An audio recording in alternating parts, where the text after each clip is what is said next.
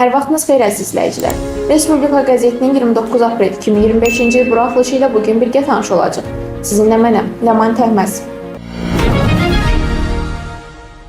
Bugünkü nömrəmiz 16 səhifədən ibarətdir. İlk səhifəmizdə İran prezidenti Məsud Pezeşkiyanın Azərbaycana rəsmi səfəri ilə bağlı başlıqlar önə çıxarılıb. Rəsmi qarşılanma mərasimi. Aprelin 28-də Azərbaycan Respublikasının prezidenti İlham Əliyev, İran İslam Respublikasının prezidenti Məsud Pezeşkiyan ilə məhdud tərkibdə görüşü olub. İran prezidentinin səfəri ilə davam edirik. Azərbaycan prezidenti İlham Əliyevin İran prezidenti Məsud Pezeşkiyan ilə geniş tərkibdə görüşü keçirilib. Başlıqlı yazı ikinci səhifəmizdə yer alıb. Aprelin 28-də Azərbaycan Respublikasının prezidenti İlham Əliyevin İran İslam Respublikasının prezidenti Məsud Pezeşkiyan ilə geniş tərkibdə görüşü olub. Görüşün mətni ilə ətraflı tanış olmaq üçün söz gedən səhifəmizə baxa bilərsiniz. Azərbaycan və İran prezidentləri mətbuata bəyanatlar da çıxış ediblər başlığı ilə məlumatda 3-cü səhifəmizdə yer alıb. Bakıda Azərbaycan-İran biznes forumu keçirilib. Azərbaycan prezidenti İlham Əliyev və İran prezidenti Məsud Pezeşkiyan tədbirdə iştirak ediblər. Bu məlumat da 4-cü səhifəmizdə dərc edilib. Aprelin 28-də Bakıda Heydər Əliyev mərkəzində Azərbaycan-İran biznes forumu keçirilib. Azərbaycan Respublikasının prezidenti İlham Əliyev və İran İslam Respublikasının prezidenti Məsud Pezeşkiyan tədbirdə iştirak ediblər. 5-ci səhifəmizdə isə Bakıda Həmrəy fəaliyyət, yeni və ədalətli dünya üçün qlobal Cənub QHT-lərinin gücləndirilməsi forumu işə başlayıb. Başlığı ilə məlumat dərc edilib. Aprelin 28-də Bakıda Həmrəy fəaliyyət, yeni və ədalətli dünya üçün qlobal Cənub QHT-lərinin gücləndirilməsi adlı forum işə başlayıb. Əvvəlcə Azərbaycan Respublikası Prezidentinin köməkçisi, Prezident Administrasiyasının Xarici Siyasət Məsələləri Şöbəsinin müdiri Hikmət Hacıyev, Prezident İlham Əliyevin forum iştirakçılarına müraciətini səsləndirib. Sonra forumla bağlı video çap nümayiş etdirilib, tədbir çərçivəsində Qlobal Cənub QHT platforması təsis olunub. 6-cı səhifəmizdə isə Azərbaycan-İran münasibətlərinə nəsr olunan məqalələr yer alıb. Birlikdən doğan güc, Azərbaycan-İran münasibətlərində etimad və əməkdaşlıq başlıqlı yazıda qeyd olunur. İran siyasətinin dəyişkən və mürəkkəb palitrasında yeni bir ümid işığı yanır. Məsud Pezeşkiyan prezidentliyi dövrü həm qonşu dövlətlər, həm də qlobal sfera üçün olduqca əhəmiyyətlidir. İslahatçı düşərgənin parlaq simalarından biri olan Pezeşkiyan, illərdir davam edən siyasi durğunluğa son qoymaq, İranı yenidən beynəlxalq arenada qəbul etdirmək üçün çalışır. Beynəlxalq münasibətlər sistemində yeni güc arxitekturası başlıqlı məqalədə 7-ci səhifədə dərc edilib.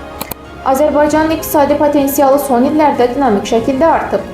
2022-ci ilin ilk 3 ayında ümumi ixrac həcmi isə 90%-dən çox yüksəlmişdir. Qeyri-neft ixracının 45% artması Azərbaycan iqtisadiyyatının diversifikasiya səviyyəsinin yüksəldiyini göstərir. Qəzetimizin 8-ci səhifəsində də İran prezidenti Məsud Pezeşkiyanın Azərbaycana rəsmi səfəri ilə bağlı başlıqlar önə çıxarılıb. İran prezidenti Fəxri Xiyabanda Ulu Öndərin məzarını ziyarət edib, Bibi Heybət məscidini ziyarət edib, sonda isə səfər başa çatıb. 9-cu səhifəmizdə isə YAP nümayəndə heyətinin Çinə səfəri başa çatıb başlığı ilə məlumat yer alıb.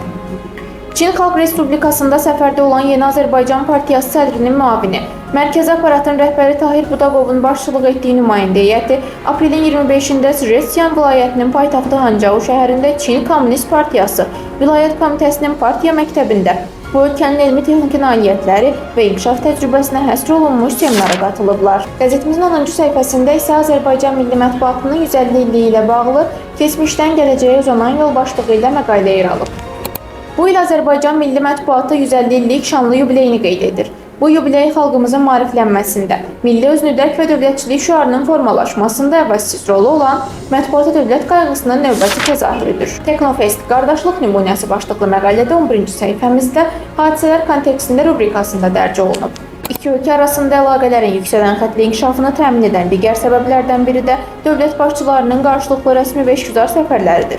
2023-cü il aprelin 29-da Prezident İlham Əliyev və 1-ci xanım Mehriban Əliyevanın Türkiyə Respublikasına işgüzar səfəri iki ölkə arasında birliyin, qardaşlığın təcəssümüdür. Azərbaycan-Çin münasibətləri ilə davam edirik. Bakı ilə Pekin arasında strateji körpü başlıqlı məqalə 12-ci səhifəmizdə günün siyasi nəbzi rubrikasında dərc olunub. Məlumdur ki, yaşıl enerji gələcəyin iqtisadi inkişafı ilə sıx bağlıdır.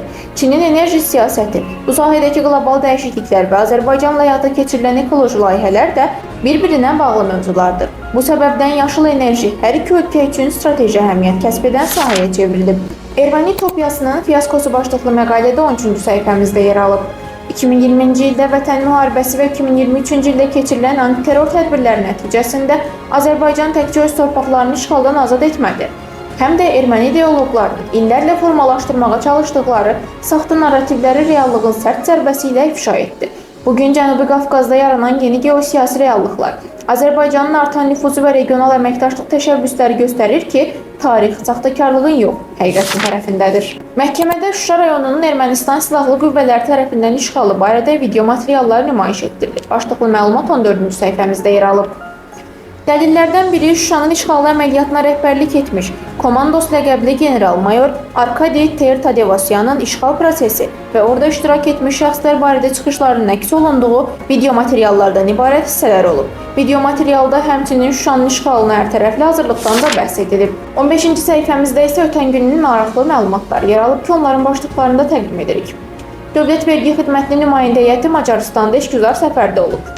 Öyrənmək, təhsil almaq heç zaman gec deyil. Azərgold Qapalı Səhmdar Cəmiyyətində Ümumdünya Əməyin Mühafizəsi günü qeyd olunub.